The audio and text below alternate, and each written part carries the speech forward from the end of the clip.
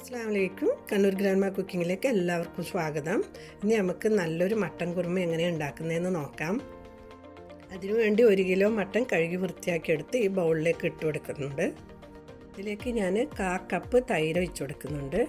അത് ഏകദേശം 4 table spoon ഉണ്ടാവും. 1 ടീസ്പൂൺ കുരുമുളക് ചേർത്ത് കൊടുക്കുന്നുണ്ട്. 1 ടീസ്പൂൺ ഉപ്പും ചേർത്തിട്ട് നല്ലപോലെ മിക്സ് ചെയ്തിട്ട് 10 മിനിറ്റ് റെസ്റ്റ് ചെയ്യാൻ വെക്കാം.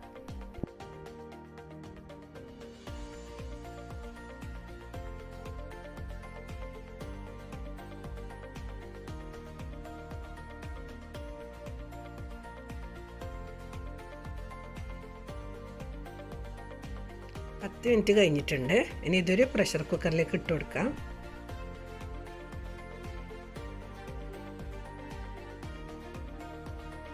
ഞാൻ ഇതിലേക്ക് നേരത്തെ എടുത്തു വെച്ച തേങ്ങാപ്പാലിൻ്റെ 2ാം തേങ്ങാപ്പാൽ ഒഴിച്ചു കൊടുക്കുന്നുണ്ട്.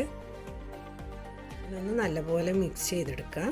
എൻ്റെ വീഡിയോ കാണുന്നവർ ആരെങ്കിലും സബ്സ്ക്രൈബ് ചെയ്യാൻ ബാക്കിയുണ്ടെങ്കിൽ മറക്കാതെ സബ്സ്ക്രൈബ് ചെയ്യുക. തൊട്ടടുത്ത ബെൽ ബട്ടണും കൂടി അമർത്തുക. എന്നാൽ മാത്രമേ ഞാനിടുന്ന വീഡിയോൻ്റെ നോട്ടിഫിക്കേഷൻ നിങ്ങൾക്ക് വരുള്ളൂ. പ്രഷർ കുക്കർ അടച്ച് വെച്ചിട്ട് ഒരു 6 വിസിൽ വരുന്നവരെ വേവിച്ചെടുക്കാം. ആദ്യത്തെ വിസിൽ ഫുൾ ഫ്ലെയിമിലും പിന്നത്തേത് തീ സ്ലോ ചെയ്തിട്ട് വേവിച്ചെടുക്കാം.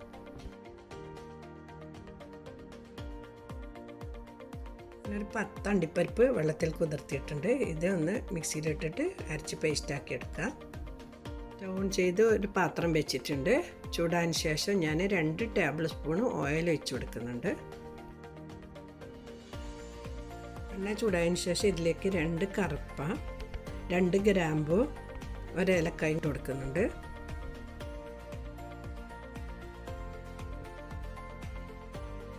ഇനി ഇതിലേക്ക് ഒരു മീഡിയം ഉള്ളി നേർങ്ങനെ മുറിച്ചതും കൂടി ചേർത്ത് കൊടുക്കുന്നുണ്ട്. ഉള്ളി കൂടുതൽ ചേർത്താൽ പിന്നെ കറിക്ക് നല്ല മധുരമായിരിക്കും. അതുകൊണ്ട് ഒരു മീഡിയം ഉള്ളി മാത്രമേ ഞാൻ ചേർത്ത് കൊടുക്കുന്നുള്ളൂ. ഒന്ന് ഇത് ബ്രൗൺ ആക്കി എടുക്കാം. ഉള്ളി ഒന്ന് കളറൊക്കെ മാറി വന്നിട്ടുണ്ട്, നല്ല സോഫ്റ്റായി വന്നിട്ടുണ്ട്. ഇനി ഇതിലേക്ക് 1 ടീസ്പൂണ് ഇഞ്ചി ചതച്ചതും 1 ടീസ്പൂണ് വെളുത്തുള്ളി ചതച്ചതും കൂടി ചേർത്ത് കൊടുക്കുന്നുണ്ട്.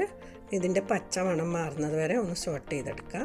വെളുത്തുള്ളി ഇഞ്ചിൻ്റെ എല്ലാം പച്ചമണമൊക്കെ മാറി നല്ലൊരു മണം വന്നിട്ടുണ്ട്. ഇനി ഇതിലേക്ക് ഞാൻ ഒരു പച്ചമുളക് കീറി ഇട്ട് കൊടുക്കുന്നുണ്ട്. നിങ്ങൾക്ക് എരിവ് കൂടുതൽ വേണമെന്നുണ്ടെങ്കിൽ കൂടുതൽ പച്ചമുളക് ചേർത്ത് കൊടുക്കാം. ഇതിലേക്ക് ഞാൻ 1 ടേബിൾ സ്പൂണ് മല്ലിപ്പൊടി ചേർത്ത് കൊടുക്കുന്നുണ്ട്. എന്നിട്ട് ഒരു 30 സെക്കൻഡ് ഇളക്കി യോജിപ്പിക്കാം. ഇനി ഇതിലേക്ക് നേരത്തെ വേവിച്ച് വെച്ച മട്ടൻ ഇട്ട് കൊടുത്തിട്ട് നല്ലപോലെ യോജിപ്പിച്ചെടുക്കുക.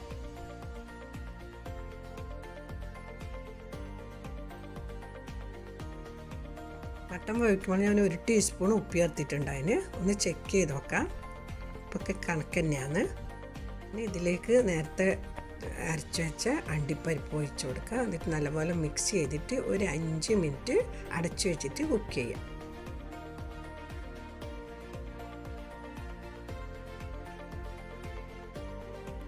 അഞ്ച് മിനിറ്റ് കഴിഞ്ഞിട്ടുണ്ട്. തുറന്ന് നോക്കാം. നല്ലൊരു മണമൊക്കെ വന്നിട്ടുണ്ട്. ഇനി ഇതിലേക്ക് നേരത്തെ തയ്യാറാക്കി വെച്ച 1ാം പാൽ ഒഴിച്ചു കൊടുക്കാം.